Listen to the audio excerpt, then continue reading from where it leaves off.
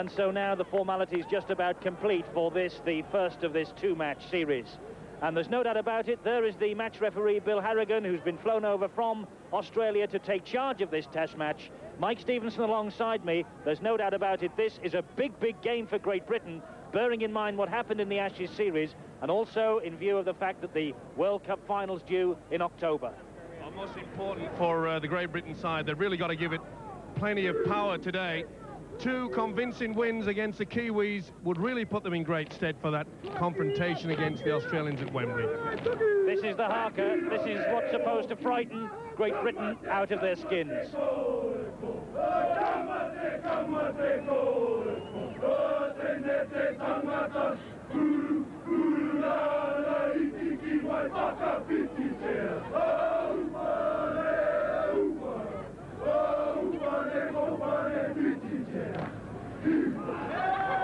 Well, they didn't look too impressed, did they, as Tony Kemp led the haka for the New Zealand Kiwis. There's the captain, Gary Freeman, from the Easts Club in Australia, and there's the British captain on your screen now, Gary Schofield. And he has a message for the folks back home. Apparently it's his mum's 50th birthday. He sends love and best wishes to her and also to Danielle and Jonathan, and his message is that Daddy will be home soon. Martin Offiah, wonderful test record of scoring, and everyone in the British camp hoping that he will continue that today. So live and exclusive on Sky Sports, Graham Steadman gets this test match underway. It's a chilly afternoon here in Palmerston, and Great Britain immediately warming to the task. That was a big hit on Gavin Hill. Freeman will be the architect, and Dean Clark, his half-back partner, he will be looking for a big match today. So too will Brent Stewart. But Dean Clark, I fancy, Mike, will have more than a point to prove against Gary Schofield. Schofield 2 years ago played him off the park. That's for sure, and I'm sure that the Kiwi contingent would expect Clark to lift his game considerably. In the first minute of this test match then, Graham Steadman has it, slips on his own 22, and a penalty to Great Britain because the New Zealanders advanced too close. That was good play there by Steadman, realising an Australian referee in Bill Harrigan.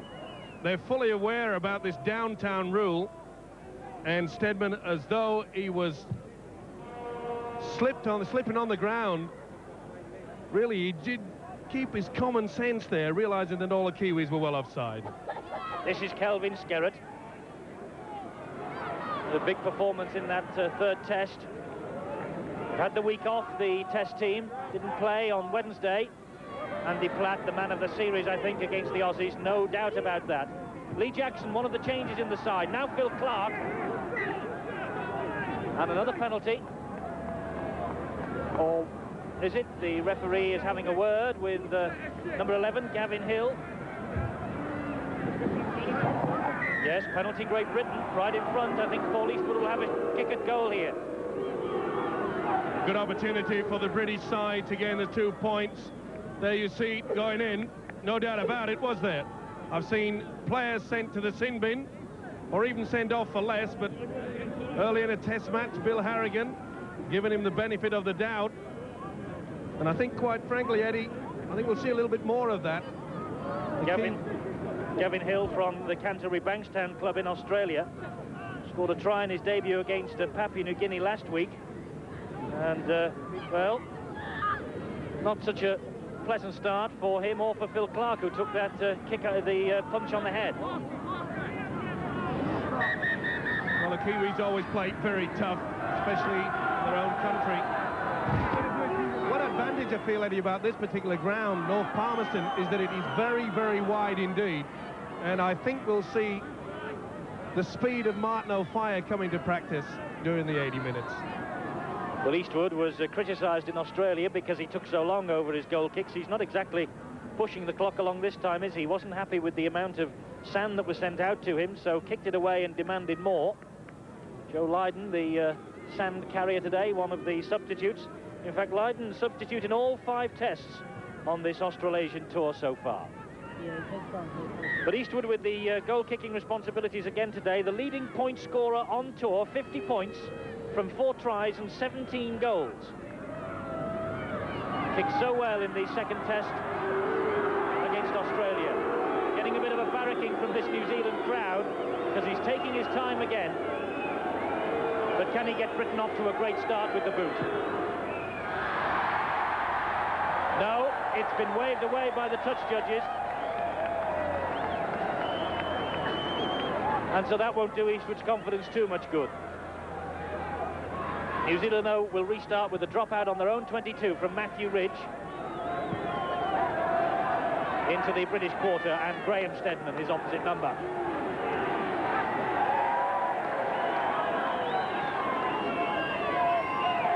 A fire. And Sean Hoppy drags him to the ground. Now, down on touchline for us this afternoon in New Zealand is Lee Crooks. And Lee, you've been inside the dressing room. What's the atmosphere like among the boys? The atmosphere is very good, actually, Eddie. You know, all the players realise it's going to be a very tough series against New Zealand, especially coming back off a series against Australia. But, you know, the boys are very prepared, well prepared for the game, and they're very well committed. More from Lee Crooks during the course of this match. This is Steadman. Oh, he does well to get away then. It was Tuta who was trying to close him down.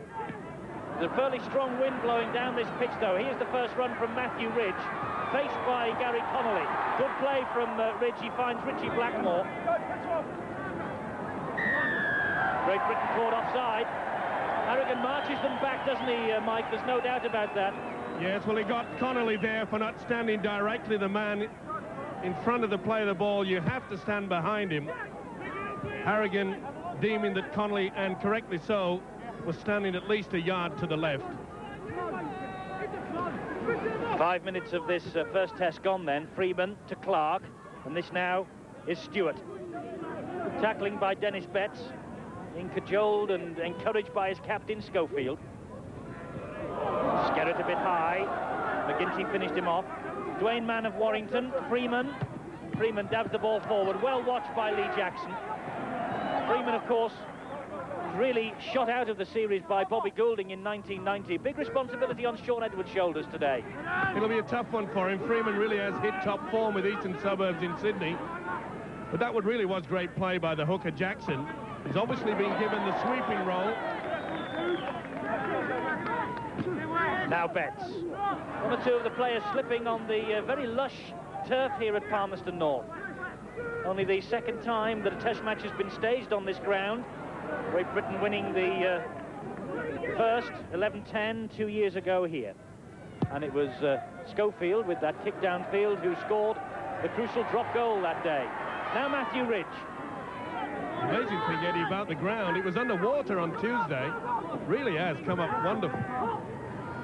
Yes, it's the depths of winter down here. You might be enjoying the summer back home in Great Britain, but it's very, very cold here, and quite a culture shock, believe me, after crossing the Tasman from Australia just a week ago.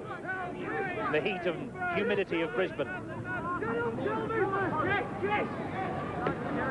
Now Brent Todd. Call from Schofield was hidden. This is Eddie Hemmings and Mike Stevenson at Palmerston North for you on Sky Sports. Ridge. Freeman looking for the opening. Maybe we'll prize something now for Hill. That's good tackling. Hill releases the ball in the tackle, though. The bomb is hoisted. Steadman's watching it. Good position there by Steadman. Well, they're using the reach kick all day, will New Zealand. But Great Britain have to watch out for this switch to the blind. Freeman really enjoys that. And with the two rangy second rowers, Hill and Pongia, New Zealand will be looking to try to exploit that blind side. It's a good little run from Steadman. Eastwood continued it on, and now this is Kelvin Skerritt. New Zealand, under their new coach, Howie Tamati, beat Papua New Guinea 66 points to 10 last week. Schofield taking the tackle from Freeman and Dwayne Mann. And one of 5 English-based players in this New Zealand 17. Clark feeling the full weight of that challenge too. Now Schofield. I think Great Britain are playing against the breeze here. This is Hoppy. And Great Britain caught offside. Harrigan, pretty smart to blow up. No doubt about it, the merry whistleblower Harrigan wants an open game. That should become quite clear to both sides. Matthew Ridge of Manley, Dwayne Mann of Warrington, now Freeman, and he gives the ball to Stewart. McGinty and Clark. The Wigan combination bring him down. This now is Brent Todd. Brent Todd, 2 premierships, remember, with Canberra. Then he went to join Wally Lewis on the Gold Coast. Freeman trying to set something going now. Clark just couldn't get away from the attentions of Kelvin Skerritt, who yanked his boot off in the process. Freeman, Ridge. Warming to this task, closing New Zealand down, not letting them play. Freeman, he's a man they will have to watch. Tutor and Iro, they know all about Tony Iro. Britain will have to be very careful there. They use the dish defence coming in quickly. Powell raced away off the line. He's a big guy, he's Iro. They'll take advantage of that. The kick ahead from Gary Freeman was just a little bit too strong. Just rolled dead in goal. So Great Britain will restart this match with a tap on their own 22. Coming up to 10 minutes on the watch. Still, New Zealand 0, Great Britain 0. The 78th international between these two nations. Britain have won 47. New Zealand only 27. And here in New Zealand, Great Britain holds sway too. 27 wins from 44 matches. Edwards. Great tackling from Gavin Hill. Only his 2nd international for Gavin Hill. Jackson. That's the last tackle. Edwards will lay it back again to Steadman. He'll kick downfield. Harrigan watching the British chasers very closely. Hoppy. Britain wheel him in. Sean Hoppy, quite a big fellow, got plenty of size about him. So too is Todd. That's a good ball to Pongia. Quentin Pongia from the Canterbury area of New Zealand. That ball goes to ground. New Zealand quite happy to keep this ball alive. You'll notice the forwards running at the angles. They're not running straight. Here's Todd again. Now Freeman. Good hands. Freeman, always the man in support. Now Hill, running straight. Edwards brings him down well. Good tackling from Sean Edwards, that. Freeman. Clark. Dabs the ball ahead. One for Steadman to watch closely. And it's a small in-goal area, and Steadman is prepared to allow the ball to run dead. Dean Clark from Auckland. Ended a 2-year exile. There's Howie Tamati, the New Zealand coach. Clark ended a 2-year exile last week against Papua New Guinea. Had a nightmare series against Great Britain 2 years ago. Andy Platt.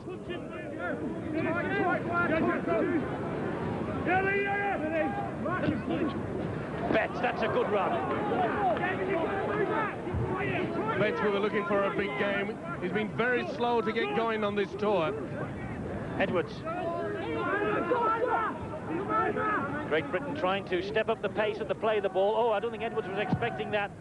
And he hacks the ball forward. It doesn't go out. Ridge has to pick up. Can't get away from Connolly, Clark and Eastwood. 12.5 minutes. Still we await the first points of this first test at Palmerston North. Eastwood with the missed penalty, the only opportunity so far.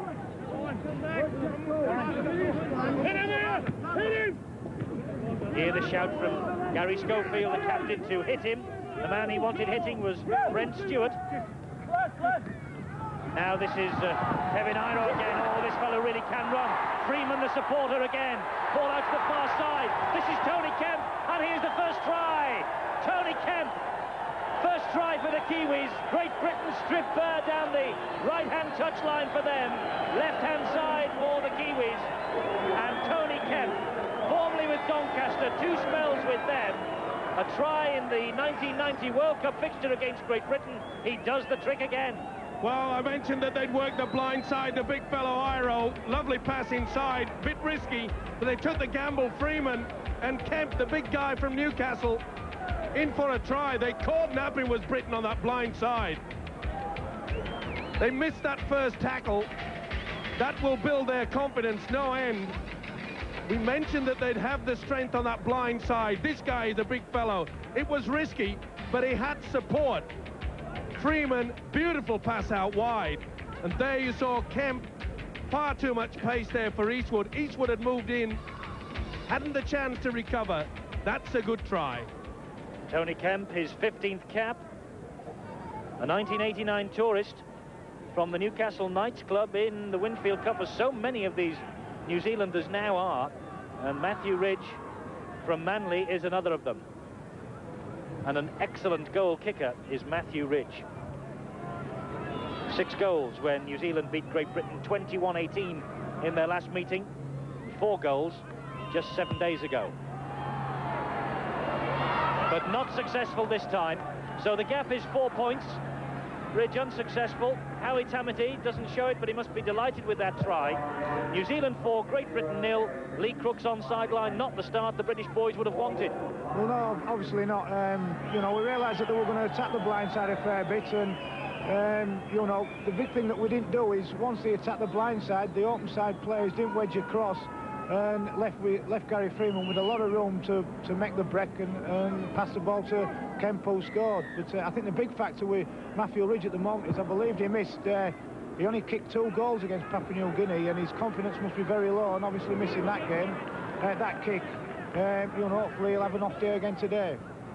Yes, Ridge missing with the conversion attempt, but New Zealand not missing out on the opportunity to score the try. They lead 4-0. The amazing thing, Eddie, is that Matthew Ridge was at this ground yesterday for 4 hours practicing kicking. That's how much effort he puts into that part of his game. It's a vast open bowl, this, the showgrounds at Palmerston North. The wind is blowing in his favour. It's at his back. As you'll see now, as no doubt he kicks this deep downfield. Gives it a low trajectory. Bouncing, rolling all the way, runs. That's probably an indication of just how much wind there is here. It runs dead in goal again. He's having a bit of a difficulty, I think, judging the pace. The amazing thing is, such a long ground that the in-goal areas are so shallow. So Great Britain trailing by 4 points to 0 with Andy Platt. Good tackling that by Dwayne Mann downstairs. Halted him. He was finished off by Stewart. Now Kelvin Skerrett. Tutor, the man who's all over him, Brendan Tutor of Featherstone. His first international for 3 years, this. Clark, well watched. Good tackling. Kemp, the try scorer. Edwards, Connolly. Straight into Brent Todd, away from him. Dwayne Mann all over him. Dwayne Mann's getting through some work here. It's the second really big hit he's put in on the British boys. A good 10. A good 10. A good 10, Bill Harrigan says to the British players. Blackmore of Castleford. The ball drops. Britain will have that one back. Billy McGinty wants to get on with it if Gary Freeman will let him. Now Edwards. Schofield. Powell. This is better. Stedman of fire.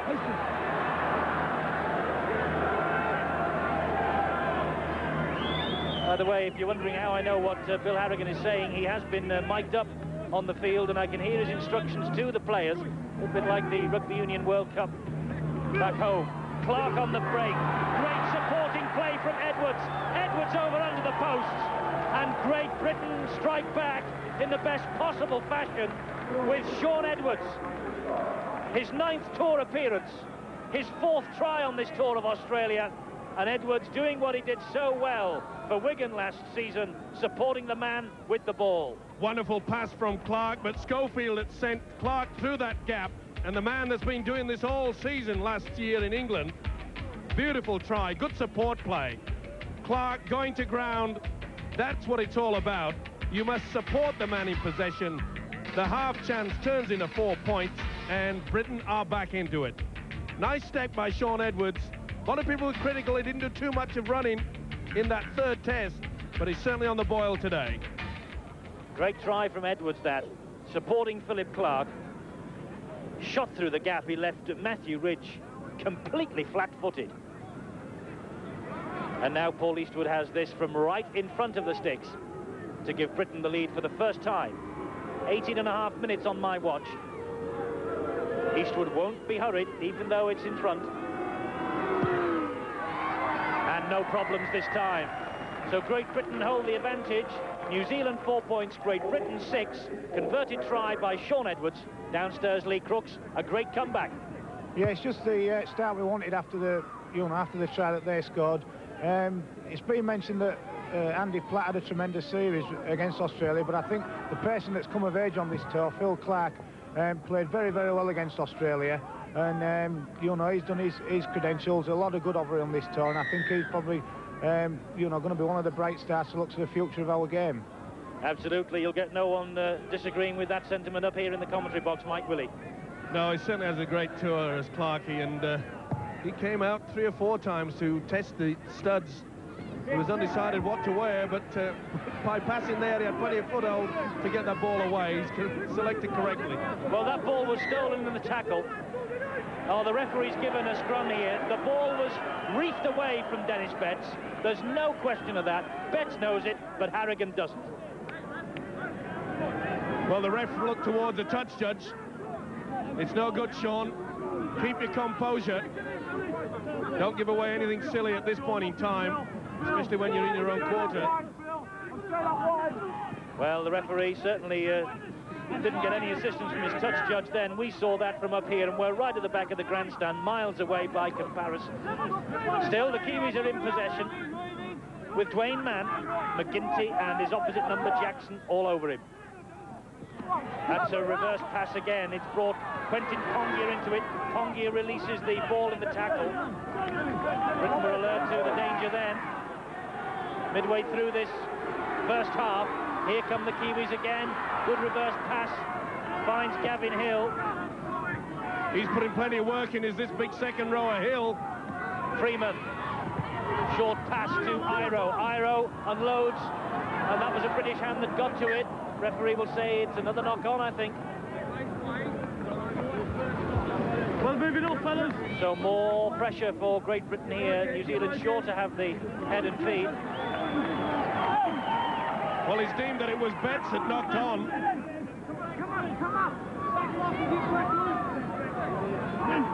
Wants the 2 packs to back off. This is Kemp. Good reverse pass there to Matthew Ridge. Ridge chiming into the line. Iro the dummy half. Whoa, Philip Clarke felt the full weight of Brent Stewart then. Mann and Freeman.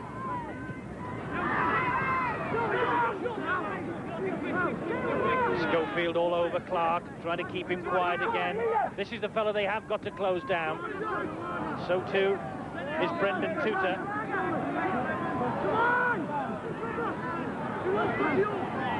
Freeman again. Kemp, Iro. Iro through 1, through 2. He's got Hoppy in support. Freeman's got 2. Oh, he took the cameraman out. He took the cameraman out, and he also took the corner flag out. It'll be no try. That could have been so dangerous. Brought a smile up here, but the cameraman flattened, and the lens of the camera broken. Well, you can't hold off this man. Big Iro, beautiful support play there.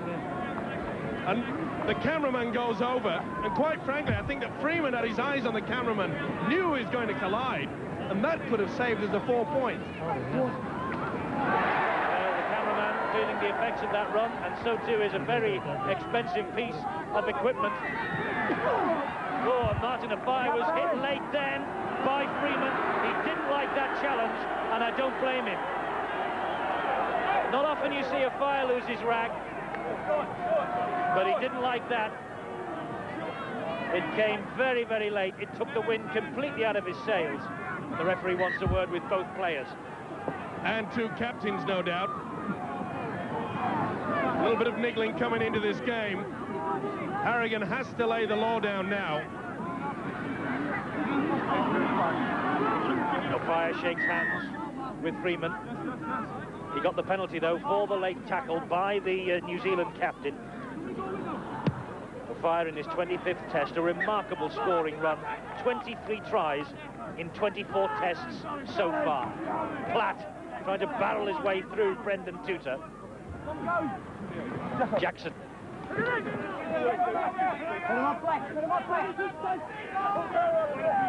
Skerrett. Brown, Freeman.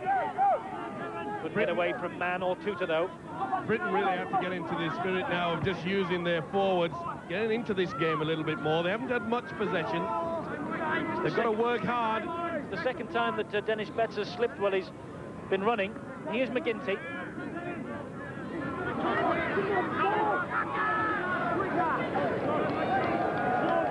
Back to Steadman.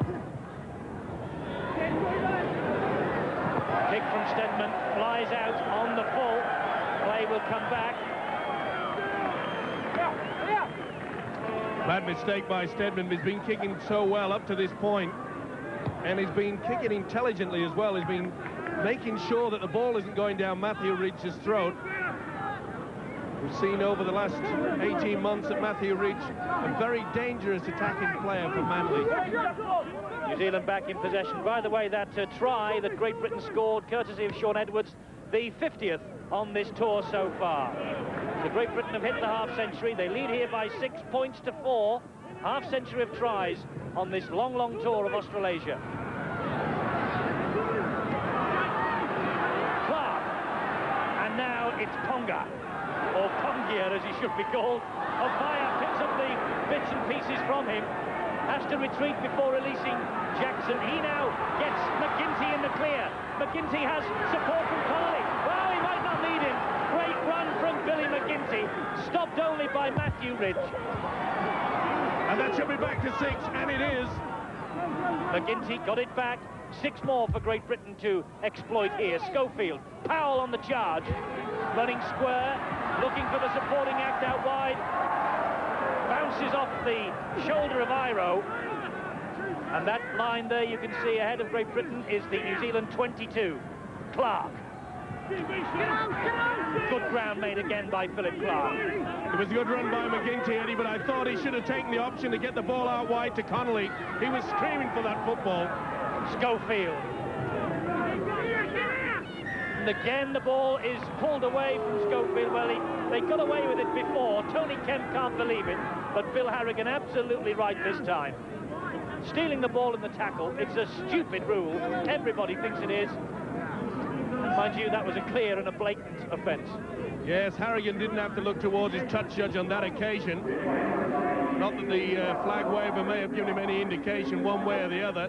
They have a tendency to go very misty in test matches, the flag wavers, don't they? Gavin Hill, a man penalised. Paul Eastwood with 1 successful kick from 2 after just 26.5 minutes of this first test at Palmerston North.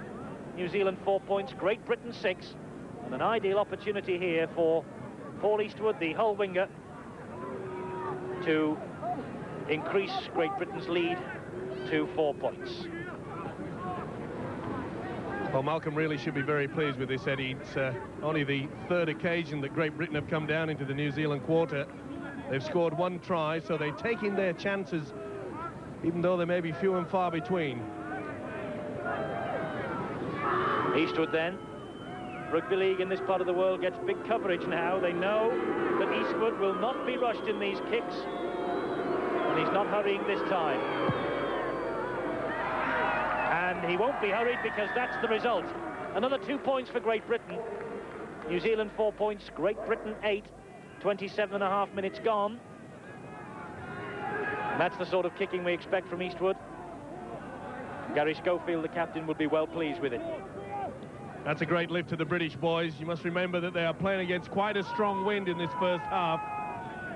So the kicking game for the British lads in that second stanza will be also important. Ridge restarts then. Britain ahead by 8 points to 4. Dennis Betts from underneath his own posts. into this series with back-to-back series wins against the Kiwis in 89 and 90. Skerritt running hard. New Zealand, their last series win over us was in 1984. So suddenly the pendulum has swung Great Britain's way after a few dodgy years in the early 80s. Here's Connolly. Now Jackson.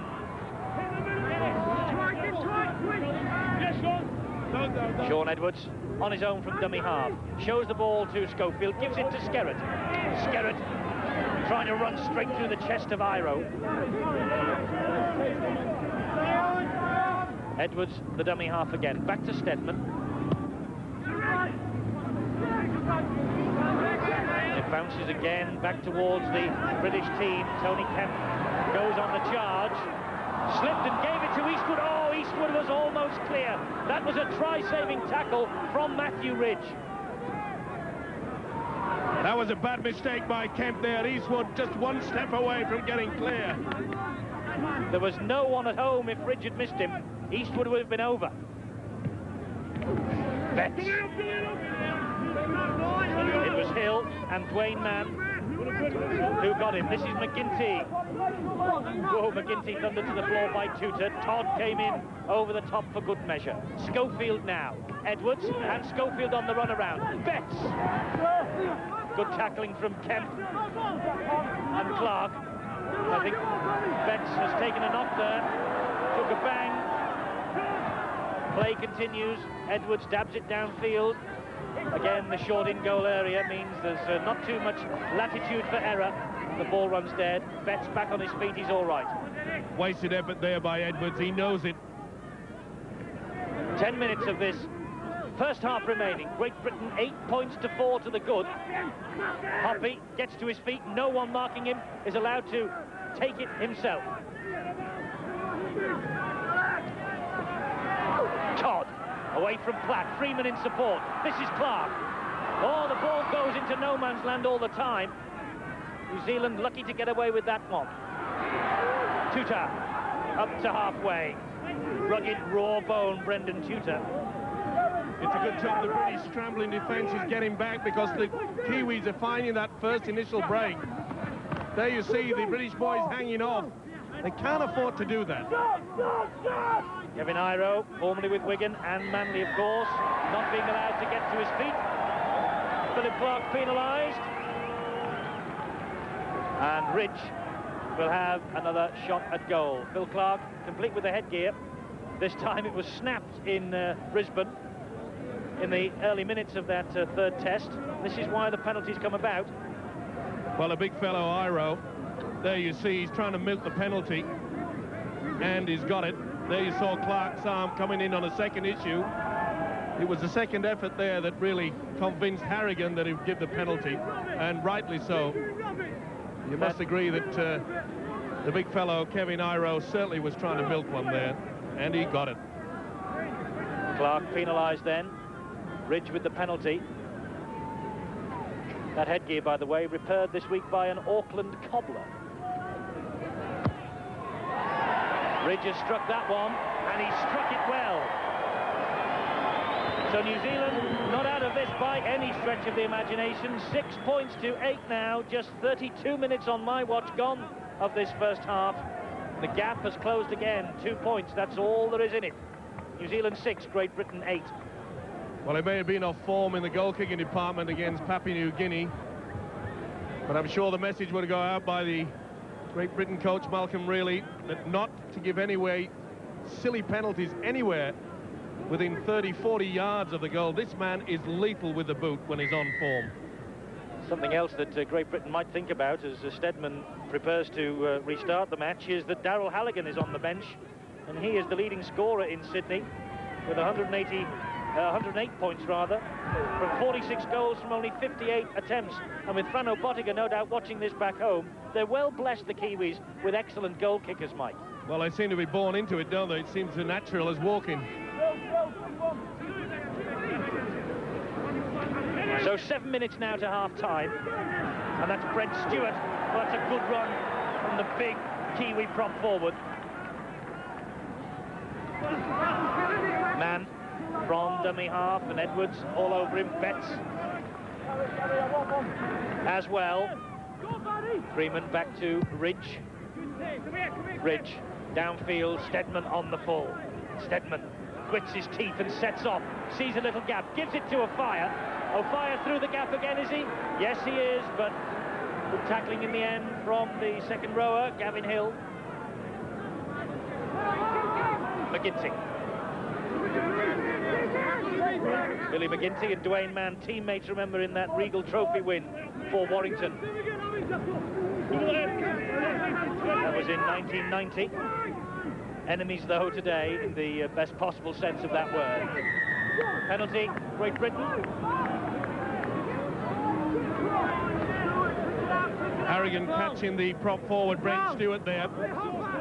Not making any attempt to get back to the 5.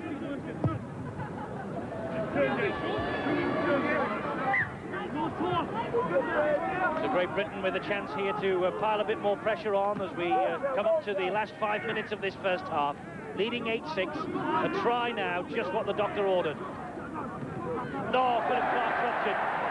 About the first mistake young Clark's made on tour, and he knows it. Such a pro, such a perfectionist, he won't be happy with that, but it's given the New Zealanders the opportunity to break out of defence with Ridge. Now Freeman.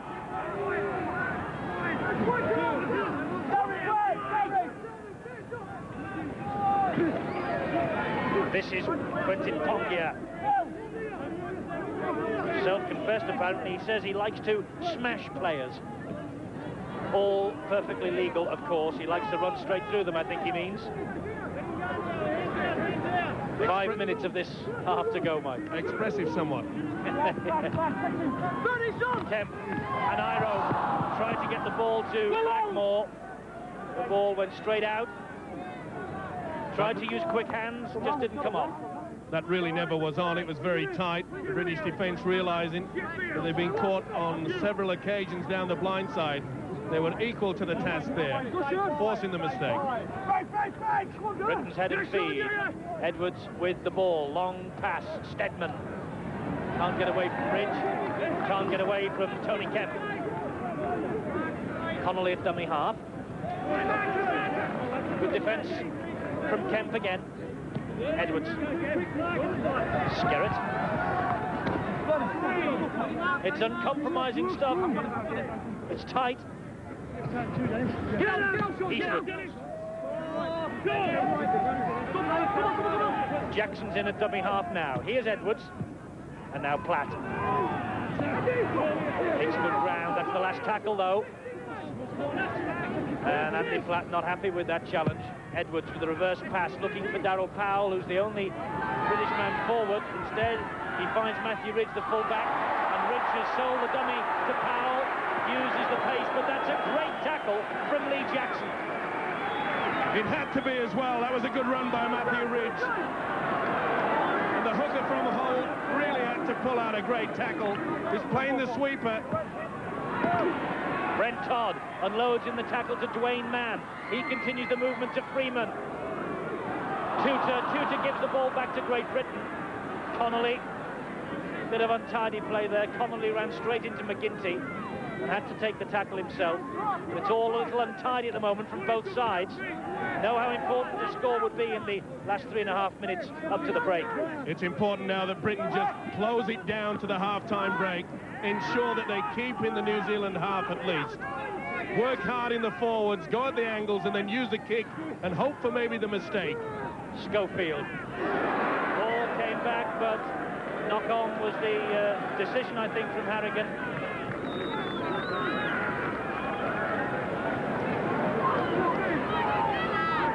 Well, not only is a strong runger, that Quentin Pongia, he showed there that he's a pretty strong tackler too. Clark really felt that one. Kemp, space here for Iro to exploit. Iro, his strength is becoming more and more apparent during this game. Kevin Iro, formerly with Wigan, of course. Rich, his Manly teammate. Yes, they've got to shut him down. They've got to move up a lot quicker. They're leaving space to move. And with such a big man, Iro, he'll take advantage all day. Stewart, the prop forward, who's away from Jackson on that occasion. That's a good run from Stewart. Takes the Kiwis into the British half of the field. Freeman. Nice play from Tuta. Still going Tuta. Now it's with Tongia. And that was another good tackle coming in there from Schofield. Kiwis on a roll here. Freeman saw Sean Hoppy waiting. A fire is there, and a fire tackled as soon as he received the ball by Sean Hoppy. And Bill Harrigan said that would be a dropout from underneath the British sticks. Lovely kick here by Freeman. And Hoppy came through. Plenty of weight, plenty of strength, this guy. But good play by a fire. He positioned himself well, anticipated the kick. But there's still more pressure with just 2 minutes of this game in the first half remaining. Yes, Great Britain in no hurry. Martin Offiah kept his eye on the ball. Must have heard Sean Hoppy coming in behind him, closing him down. Couldn't be prevented, though, from being tackled behind his own try line. New Zealand then will build again now with Blackmore.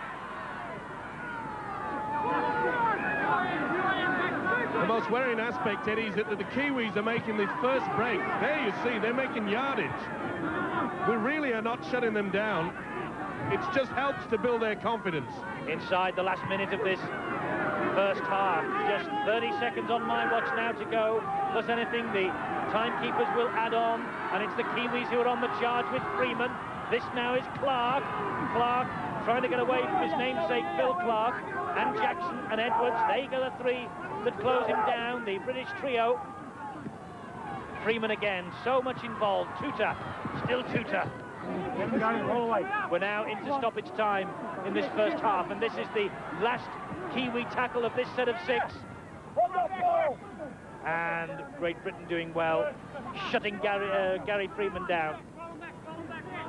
And on the 6th tackle, it's the handover, of course. Great Britain are still 10 metres from their own line. Much better defence there in the last 3 tackles by Britain. They realised how important it was. They moved up in one line, never gave the Kiwis any chance to move and put a move on in any way. There's the half-time siren. There's the referee's whistle. So he has brought this first half to a close. Great Britain are ahead by 8 points to 6. Gary Schofield not too pleased, I think, with the fact that Britain haven't been able to assert their advantage, but at least they hold a 2-point lead as they go into the break. 8-6, Britain lead. New Zealand for the second. New Zealand against Great Britain. Your commentary team, Mike Stevenson and Eddie Hemmings.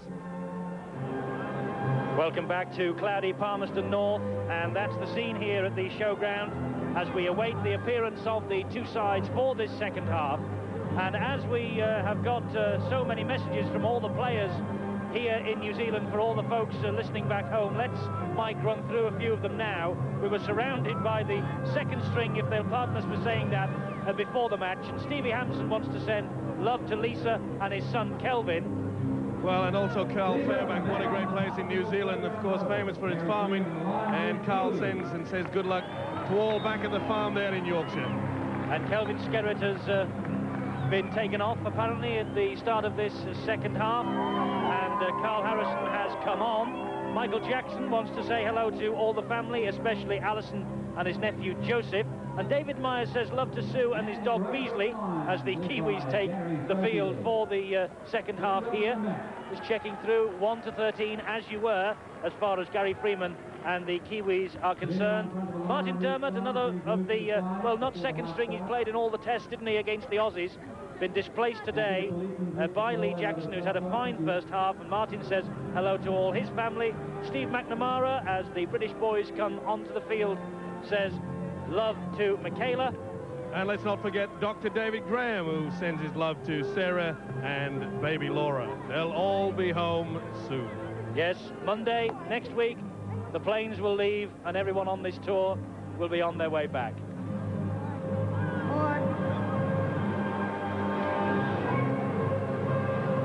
So So this second half then about to get underway. There's Andy Platt and Matthew Ridge will get us started again once Bill Harrigan, the match referee, is satisfied. Referee Harrigan blows the whistle. Matthew Ridge kicks off the start of this second half. Lee Crooks has been our man on the sidelines throughout the match. He's also been our spy inside the British dressing room. And Lee, what has Malcolm really been telling the boys? Well, Malcolm's said that although he's quietly confident about the defence, he's very concerned about the way we're dropping off one-on-one tackles and letting the Kiwis slip the ball. He'd also like to see our play the balls quicken up a bit and see if we can just slow their play the balls down. That was the first touch from Carl Harrison, and not a very successful touch either, just looking at the hands, maybe a bit of grease on them from the dressing room duties he might have had to perform. But Harrison on for Skerritt in this second half, and I'm afraid not an auspicious start for the big Halifax man. Johnny!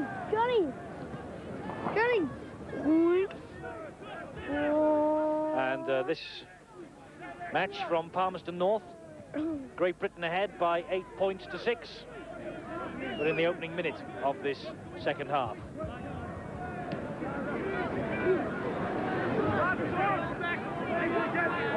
Dwayne Mann going into dummy half. Freeman, a diagonal run. Ridge coming into the play. Connolly. And also Dennis Betts bringing him down. Betts again on Blackmore. Tackled by the Wigan man on the Castleford man. Now Freeman. And now Clark over the top from Dean Clark. Oh, well swept up by Stedman. Saw that all the way, the British fullback. Picked it up like picking apples from a tree. Wonderful positioning there by Stedman. Clark. That's good tackling, though, by Tony Iro. Jackson from dummy half, making ground. Maguire picking up the pass. Couldn't get away from Gary Freeman. Hello, Martin. Now then, we have Harrison for the second time. Back to Stedman. Kick downfield on that, the last tackle. Ridge on the first bounce. Taken by Connolly.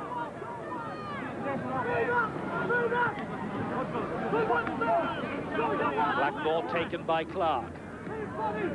This is Brent Todd. Through Andy Platt. New Zealand come down the blind side again with Tony Kemp. Freeman just manages to hold on.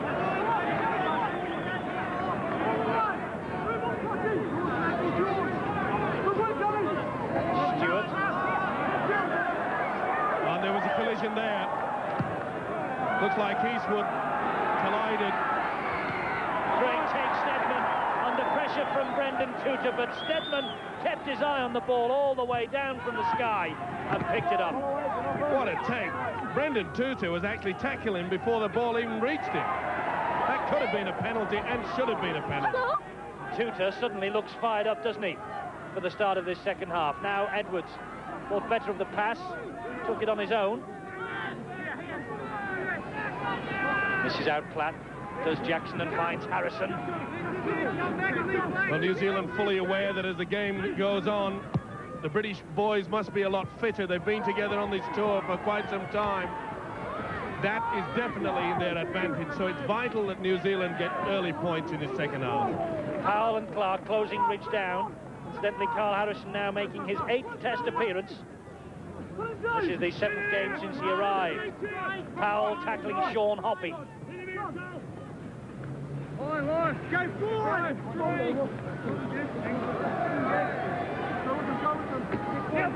Stewart, the prop forward.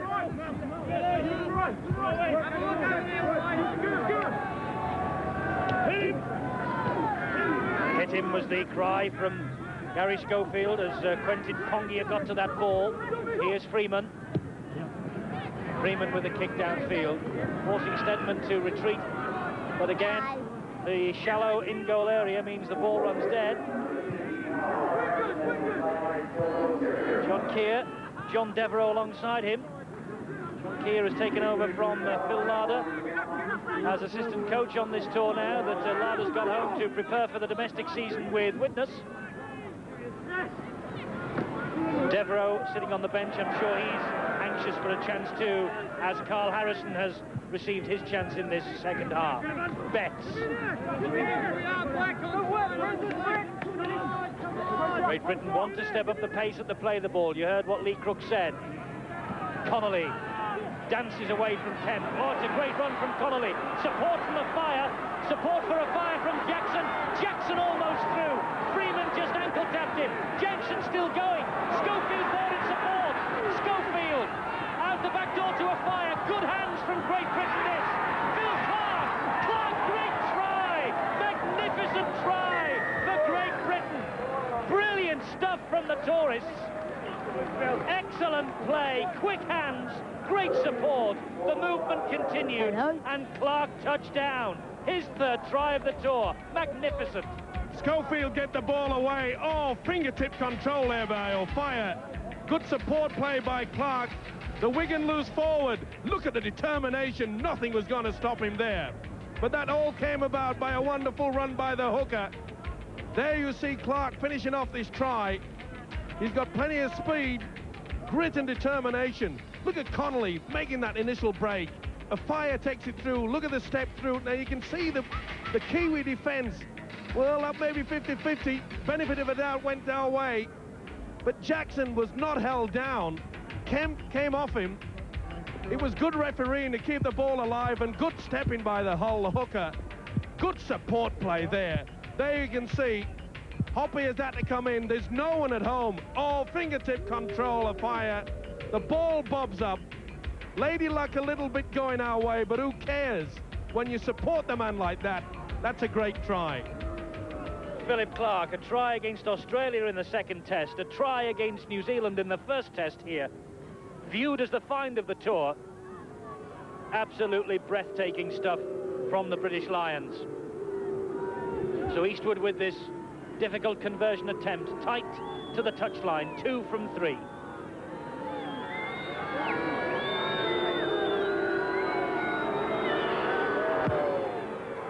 Hit it cleanly enough. And excellently. Wow, what a kick that was from Paul Eastwood. Malcolm Reilly, his coach, and Maurice Lindsay looking on appreciatively. That was a great kick from the touchline by Paul Eastwood, capitalising on that 4-pointer from Phil Clark and Lee Crooks. We've had 7.5 minutes of this second half, and Great Britain really turned on the style for us there. Well, yeah, that's just the start we wanted, Eddie. A tremendous run by Lee Jackson there, but I mean, full credit must go to Martin O'Fire. At the beginning of that run was on the floor and tackled, and who got back up and was able to support Gary Schofield and pass the ball on to Phil Jackson to score, Phil Clark to score the try. So, as I say, just the start we wanted. Hopefully we can go forward from this. New Zealand 6, Great Britain 14. You've had to notice the St Helens player Tia Rapati warming up on the bench there as Lee was talking to us. So perhaps Howard Tamati about to make a change. But here's Clark again. Great run again from the Wigan youngster. Such a potential Phil Clark, only 21. Now Darryl Powell. Powell is 19th cap. And it's his 18th consecutive test appearance for Darryl Powell. Quite a record. Ridge through the tackle of Connolly, but stopped by Eastwood. So important now that the British boys get together in their defence, close them in, make the Kiwis play down the middle. Freeman always will be the danger man, but that's great tackling from Betts. Tudor started this second half like a man possessed, but has gone a little quiet in the past 5 minutes. That's good support play this time from Stewart.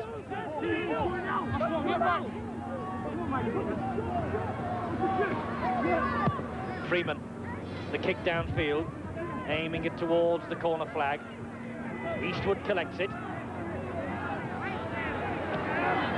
Couldn't get away from Iro. Iro wrestles him to the floor, body slams him down on the 22.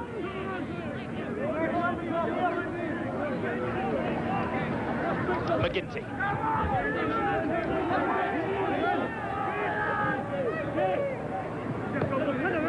Harrison.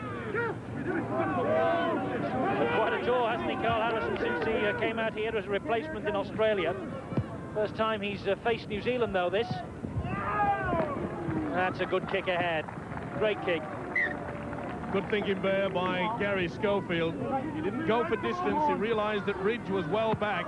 He split the defence half through, wanted to take the touch finder. The defence will move up quickly now, trying to force New Zealand into making that error. New Zealand with the possession from the scrum. And it's Hoppy. Schofield all round him, round the ankles. Dwayne Mann. Edwards trying to close him down. New Zealand, though, giving the ball the air a bit. And keeping it alive as often as they can. That's Tuta. They've been very impressive if the Kiwis are keeping this ball alive, thankfully for Britain. Our struggling defence, we've got back.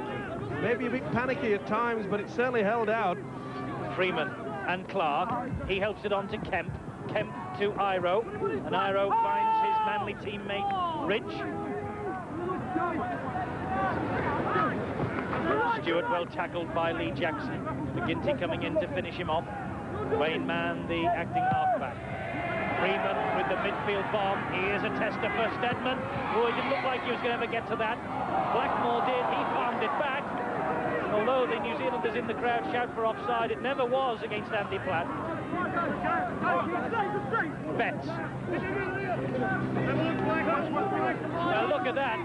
Stewart's lying all over Dennis Betts, and Harrigan, quite rightly, pinning him for offside, for laying on at the tackle. Well, it took a while then for the marbles to click in the gear in Bill Harrigan's head, didn't it? Number 16, Tira Party, comes on, and Dean Clark goes off, replaced. Not a happy match for Dean Clark. So much wanted to re-establish his authority over Gary Schofield. He's failed to do that, though. They're at a stage now, Eddie, where New Zealand have to start spinning the ball out wide, taking even more risks. They play this catch-up football. They have to get back into this game very quickly. They realise that. Great Britain on the attack again on the 22. Freeman manages to haul Steadman down. Stewart came in, and there's another penalty. Well, absolutely right. He penalised them just a few seconds ago for exactly the same offence, and he's going to have a word now. The referee. There's Freeman, the captain. Can't believe the decision. Well, Freeman is allowed to talk to the referee. All the other players are not, including Brent Todd, which Harrigan had a little word to. I'm in charge, he says. So a great opportunity for Paul Eastwood to stretch the advantage still further. New Zealand 6, Great Britain 14. More changes possibly by the New Zealanders. 17, Mark Woods, by the looks of things, preparing to come on. The fourth of the home-based players in this squad. It looks like he's about to make an impact on it now. Eastwood. The referee holds up the clock because Eastwood is taking a bit more time this time, repairing the boots, making sure everything's A-OK. 6 points to New Zealand, 14 to Great Britain. The gap will be 10 points if he slots this one over. Certainly since he came into the side in Melbourne for that second test, Eastwood has been in superb kicking form. One from the touchline to convert that Philip Clark try. As good as the try itself. So Britain looking for a 10-point lead here, courtesy of the boot of Paul Eastwood. Has to take some stick as he shapes to take it. But he's just pulled it this time. Ironic cheers from the crowd. So 14 minutes of this second half gone. New Zealand 6, Great Britain 14. Mark Woods is coming on the field any moment now, but the Kiwis haven't made the change. But Mike, 8 points the advantage, time ticking away for the New Zealanders. It's a problem for the Kiwis, they realise it, and that's why they've made the change. They're hoping that Tira Party and maybe Mark Woods could just offer that little bit of input, a little bit of skill. What a great tour Gary Connolly's had as well. 12th match of the tour so far here today. Forced his way into the test, replacing Paul Newlove. been a good tour. It's been a heartening and encouraging tour for British Rugby League. And Edwards content to just dab that ball forward. Push the Kiwis back to their own quarter line. Number 17 is on, that's Mark Woods. He gets his place, and Stewart, the prop forward, Brent Stewart, trying his debut last week against Papua New Guinea. No such luck today against this British team. He comes on. Now Blackmore, through the tackle of Connolly and through the tackle of Schofield. Eventually Edwards and Eastwood close him down. That ball was never surely played properly. Must have been the decision of Harrigan that it simply came out of the arms and went backwards. Freeman.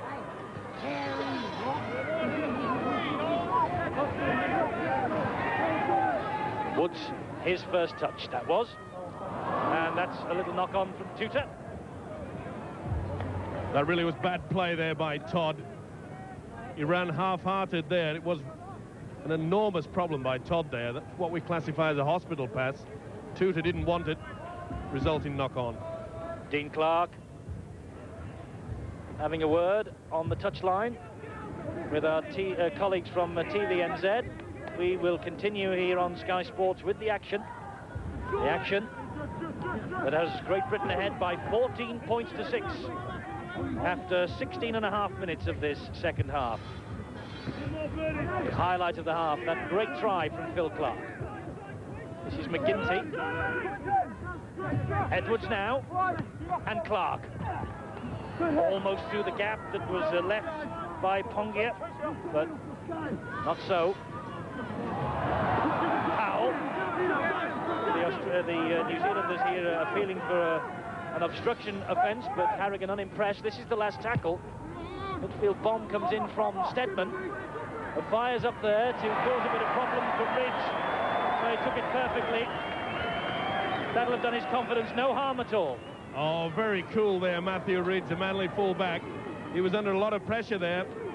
Martin Offiah really put him under that pressure. And strongly from dummy half, but Platt, Harrison, McGinty have him.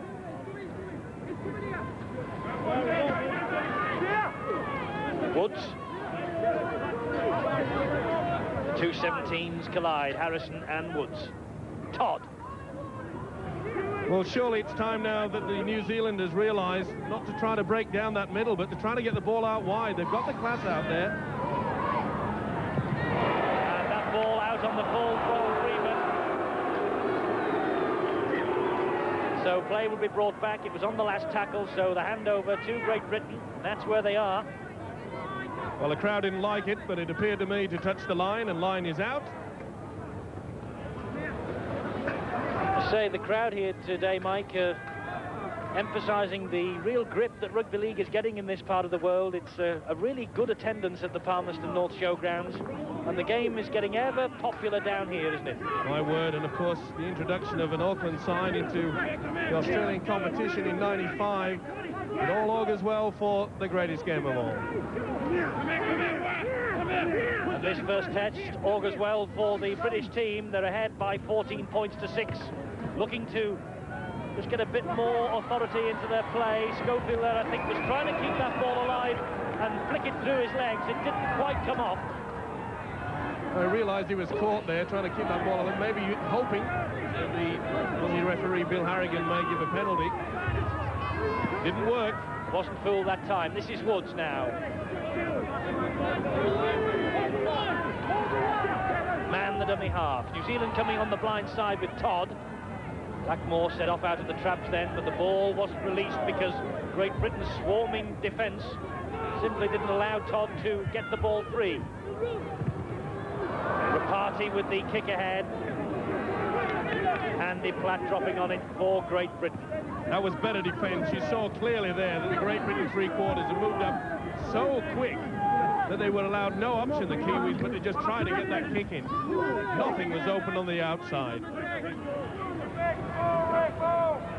Brent Stewart sweating after his labours today. Replaced, though, by Mark Woods. Quite obviously, Eddie, that Malcolm really has told the players just to go through, nothing silly. possession is vital. Keep that percentage as high as possible. Edwards now. Again, the high kick, a tester for Ridge. A fire onto him closely, a fire has him, and a fire pushes him back 2 or 3 meters before Ridge hits the deck. Here's Hoppy.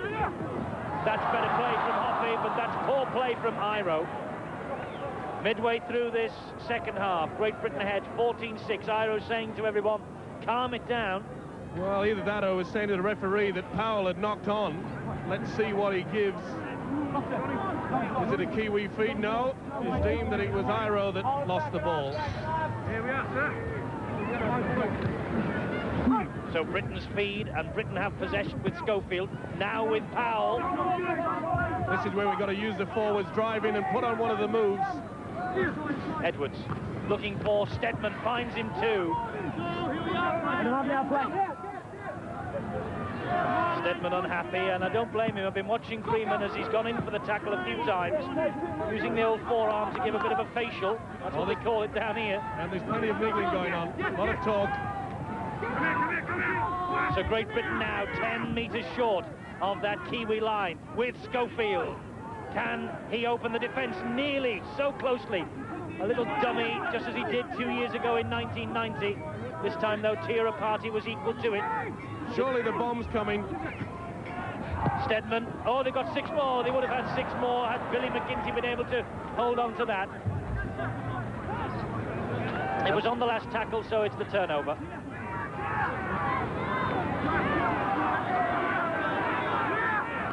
Rapati, big St Helens centre.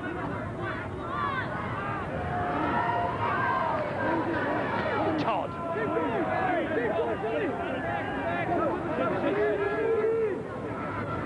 Entering the phase now where the British fitness really should come into its own as Woods released the ball. Edwards swooped on it. He fed Schofield. He's given it to Connolly. Connolly, oh, this really is a man they cannot bring down, Connolly, and again Freeman going in with a facial there on Connolly. Well, he had 2 goals, didn't he? The referee didn't do anything about it. There's a lot of cheap shots coming out now. And Clark felt the full weight of that one from Tutor. This is Edwards, now Schofield again. Long pass to Betts. Betts has got Powell in support. Can they get the ball out to a fire? No, they can't. A fire from dummy half. Betts, shaped to kick ahead. And had to take the tackle from 4 of them. Edwards, Schofield, Clark. O'Fire's drifted over to this side of the field. O'Fire's almost through. O'Fire just hung back by the collar. It's the last tackle. O'Fire's run has taken Britain to within 3 meters of that line. Clark making a bit of a hash of picking it up from the play of the ball on the last tackle. Freeman won't let him get to his feet. Well, Freeman, he's a niggly little player, isn't he? And if we're not careful, Great Britain could just lose their discipline and, well, anything could happen. Well, let's hope not, because that's what the Kiwis want. Amazing, though, Mike, he was in the commentary box with us, wasn't he, Gary Freeman, in Melbourne, or next door to us, working for another company. And when Britain were ahead 22-0 at half-time, he was as delighted as any Pom inside that stadium. Well, they don't like the Aussies more than we do, but the situation being here, it's all different. Let's hope that our boys don't get sucked into it. Let's just drub it in the best way possible and put more points on that scoreboard. Freeman kicks downfield. Steadman is underneath it. Went backwards. A solid game again at full-back, though, Steadman. He's been safe in defence, and he's certainly injected himself at times into the attack. He's the First Division Player of the Year, Graham Steadman. You'd expect nothing less. And I think we've got to get to that point where Malcolm really should start to be looking for some fresh legs, just to break down the morale, the confidence of this Kiwi side, who realise that time is against them. We might be seeing the introduction of someone shortly, because Gary Connolly there being helped off by David Fever and David Graham. I wonder, Lee Crooks, who's watching on sideline, any movement on that British bench? Not at the moment. I can't see anybody getting warmed up. Obviously, I think that Gary Connolly seems to be injured, so I would imagine that Joe Lydon would come on for Gary. But that still leaves Paul Young, so I would imagine that you know, sometime in the next 5 or 6 minutes that Paul would probably get a run for one of the second rowers. Well, it looks like Malcolm really must be listening to you, Lee, because there's Joe Lydon coming on for Gary Connolly. Disconsolately has to leave the field, but he's had an excellent test match here in New Zealand. So Connolly off, Lydon on. Lydon substitute in all 5 tests so far. Try in Sydney as Rapati is simply hauled down. And wouldn't it be nice for a British point of view if Lydon could repeat that try in Sydney here today and just take the pressure off a little bit. 14-6, British lead. Kiwis on the roll though. Certainly are. The game is not over, especially when they're keeping the ball alive like this. Been impressed with this second rower, Gavin Hill. He's a strong boy. Freeman, reverse pass, brings Rapati into it again. We can't afford to relax here. The defence has to be going up in one line. Freeman almost through. Sean Edwards read it perfectly. With the help from Lee Jackson, Edwards took a bang in the ribs then. Ridge hoists a little kick, chases after it himself. Balls come free. It can't be cleared. And by the looks of things, the Kiwis have claimed a try through Richie Blackmore. Britain made a total hash of that behind their own try line. And Blackmore was there to pick up the pieces, drop on the ball. A hat-trick against PNG last week. Ridge, though, with the little kick ahead, he's the man who created it. And just as we feared, the Kiwis haven't laid down and died. No, they've come back with a venom, haven't they? And Ridge, a beautiful kick here. They both go together. Now, was that a knock-on? The referee said no, it was playing. Blackmore was there. They both shifted past it. It's a very small in-goal area. Very narrow indeed. Now, did Ridge knock on? The referee said no. It was hard to define there. Quite a simple try there for Richard Blackmore, the Castleford winger to come centre. Now, this came about really by some 2 great drives by the forwards from New Zealand. Really, Great Britain shouldn't have allowed them to get into this position. No, and I think on the slow motion there, you saw that it did bounce off the shoulder of Graham Steadman. The Australian referee, Bill Harrigan, correct in his decision. And the Kiwis are back in this game. They certainly will be after this if Ridge manages to slot it over. The cheers will tell you, the flags go up. New Zealand 12, Great Britain 14. It was 11-10 here in Palmerston North 2 years ago. We're in for a nail-biting finish, Lee Crooks.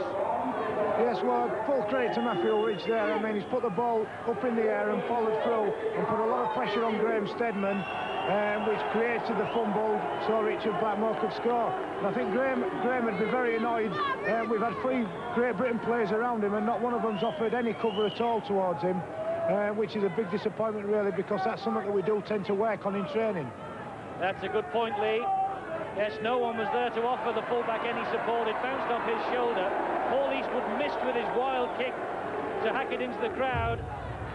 And, well, the bits were simply picked up by Richard Blackmore, weren't they? So 2 points the difference, 12-14. Mike Kuiti, as you probably saw, is on, the Rochdale Hornets captain. But before that, Eddie, the big mistake was the fact that we did allow those big forwards to get a roll on. We had the Kiwis captain their own half, 2 strong runs. And they're in a position to apply the bomb there, and it's come off.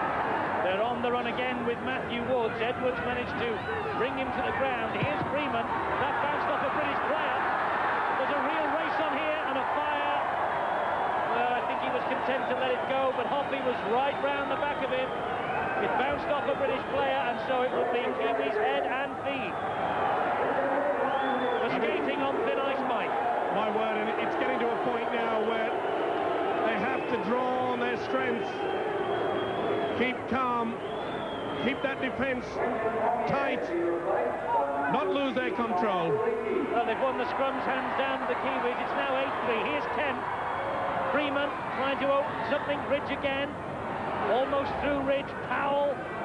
Clark. They managed to bring him down. And, well, what's happened there? Penalty to New Zealand. Not allowing Ridge to get to his feet. I think Great Britain thought they had the ball back at the play the ball situation. referee Harrigan ruled that they wouldn't allow Ridge to get to his feet, and it's a penalty, and it's right in front. Well, a stray kick there. Joe Lydon put in the right boot in, but he's claiming that the ball had hit the ground. He's every right to strike for it. And so too it had. Ridge was trying to get up to play the ball, but placed the ball in the ground. The rules state that you can strike for it. And I'm afraid Matthew Ridge will probably think twice about doing that again. 10 minutes to go. Ridge obviously has some problems. Darrell Halligan is about to come on. He can kick a goal or two as well. But Ridge still lying on the floor at the scene of the incident. Now this is interesting. Will the referee allow a substitution after the penalty is given to go and take the kick? Well, here's the incident again. The ball's on the floor, definitely. But and he has every right, Eddie. Lydon had every right there to strike for it. Maybe they could have penalised the Great Britain side for not moving away to play the ball. Or Philip Clark coming in over the side, perhaps. But Ridge, you know, he's in all sorts of trouble. And he's going off the field. Halligan is the man to replace him. But it's not going to be Halligan who's going to take the kick, it's Gavin Hill. Well, Harrigan certainly not confused by that issue. No substitute can come on after a penalty is given and take a penalty shot. That was introduced many years ago. And thankfully, the Australian Bill Harrigan is equal to the task and knows his rules very well indeed. Gavin Hill then, with this important penalty that will bring us back all level at 14 points all if it goes over. And on my watch, 31 minutes, nearly 32 minutes of this second half gone, but the referee has held the clock up, and I notice on the electronic scoreboard here at Palmerston North, 9.5 minutes left for play. This is a very important kick. Only a second cap for Gavin Hill, a try on his debut last week in the destruction of PNG. And a goal here at Palmerston North, which levels the scores and gets the 10,000 Kiwi fans to their feet. Well, Britain now have got a real battle on their hands to win a test match. Not long ago, they looked to have in their pocket. A real test of their character here. Turn the kettle off. This is going to be nail-biting stuff. So the Kiwis with the tails up. Halligan just on. Now Britain penalised for doing exactly that not long ago. It was Lydon and Clark then. It's Lydon and Clark now. Man would run from Woods. It really is going to go down to the wire here. It's all a matter of keeping your composure. No silly mistake, no silly penalties. Listen to the Kiwi supporters chanting Kiwis round this ground. It was a Gary Schofield drop goal that won this equivalent test match in 1990. It was so close then, it's so close now. Freeman. Back to Halligan, playing full back from Matthew Ridge. His kick downfield only finds a fire. It doesn't bounce kindly. Now, if ever a time was needed for a Martin Offiah special, this is it, but not that sort of stuff. Oh, Martin Offiah drops it. He gets away with it too. The referee doesn't pin him for a knock-on. Harrigan claimed the ball went backwards. The crowd went berserk. I'm sure Malcolm really did as well. Who'd be a coach in under this pressure? 14 points all. 7.5 minutes on the scoreboard to go. That's the official time. Britain must get up the other end of the field, must get in position for a drop goal at least. But the Kiwis now, they know they're in with a chance of revenge for that 1990 series defeat. Stedman's kick downfield. Halligan picks it up for the Kiwis. Great Britain have got to close him down. Powell does exactly that. That were good tactics there by Graham Stedman, kicking early in the piece. Sean Hoppy. Sorry, Eddie, they've got to play this game down in the New Zealand quarter to get any chance of position for that field goal. Kuiti. Now, Great Britain mustn't try and steal the ball in the tackle. They haven't. thought there was going to be a stray arm coming in then, but the Kiwis are making ground. Hill, who kicked that important penalty to level the scores up at 14 all. Freeman into the British half of the field.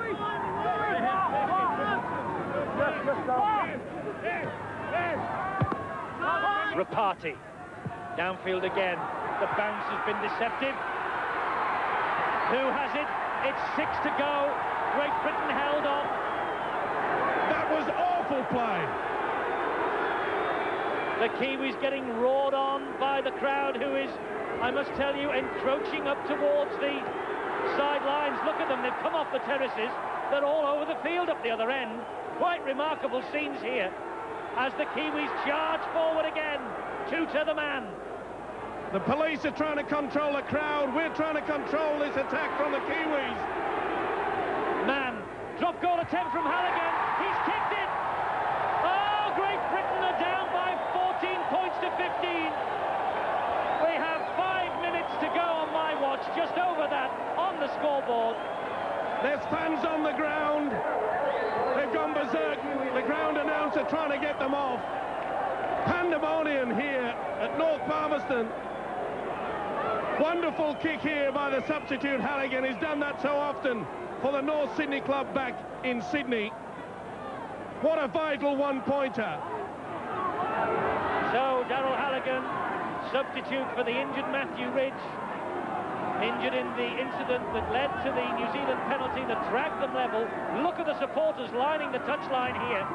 It wouldn't be allowed in England. It's being allowed in Palmerston North, and the Kiwi supporters loving this, and Great Britain have got to get the ball back. 4 3/4 minutes to go, trailing now by 15 points to 14, but the Kiwis have got the bit between their teeth. It's been a great test match. Oh, it's been tough. Great Britain had full control until these last 15 minutes. They never throw the towel into the Kiwis, and they're showing it today. Mann and Freeman. Oh, he was hit late by Lydon. He didn't like that, didn't Freeman? But Clark has got the ball for Great Britain. Now it's with Stedman. The ball has got to get up the other end of the field. 4 minutes to go. New Zealand 15. Great Britain 14. Oh, and Great Britain are throwing caution to the wind in their own quarter. Carl Harrison hanged on to that somehow under all that pressure. They have to, Eddie. Otherwise, this test is gone. They've got to go. They've got to give it a long ball, a long kick to a fire. The supporters all round the perimeter of this pitch. The atmosphere obviously getting to the players now. Desperate measures by Great Britain. 10 metres from their own line. Last tackle. Edwards will hammer the ball downfield. Halligan is right underneath it. Coming up to 3 minutes to go. The Kiwis have 6 more tackles here. It's pandemonium. Look at the people on the touchline. I've never seen anything like this before. They've got to take the gamble now. It's got to be an interception time. Schofield, the king of the intercept for so many years. Can he produce one? Less than 3 minutes to go. Woods in possession for the Kiwis. Great Britain on the back foot, trailing 15-14. Another attempted drop goal that was from Dwayne Mann. Ball though went through the posts and underneath the crossbar. So Great Britain must get this match restarted quickly. They have. And Paul Hume is on in 15 for Great Britain. Powell. Well, a match they looked midway through this second half to have well and truly safe and sound, now is in danger, in great danger of slipping away from them. 11-10 in 1990 to Great Britain. 15-14 2 years later to the Kiwis. Remarkable. It's not over yet. They've got to throw the caution to the wind. 2 minutes to go. Great Britain down by 1 point. A long raking pass from Edwards finds Powell, but Powell can go nowhere. Iro is round him. The tackle completed. And Britain being pushed pushed back towards their own line. They need it up the other end. Betts. Well, there you saw the tackling. That is great tackling. They're really out on the boil. And they've lost the ball. It has to be a penalty. Edwards quick to get the game underway. Vital seconds. 1 minute and 20 seconds on the scoreboard to go. Britain up towards the halfway line for the first time for a while. Look at those supporters on the line. New Zealand dropping players back. Freeman in the sweeping position. Halligan is not too deep. He knows the danger of a fire speed. That's what Great Britain will be looking for. Here comes McGinty as the clock ticks down to 57 seconds. Britain are trailing by the 1 point. Something special's needed now from Clark. Hume the dummy half. Schofield, can he conjure something up? The kick ahead, he was surely impeded. Referee says no, play on. I think that's the test match. I think the Kiwis have got it. We're in the last half minute.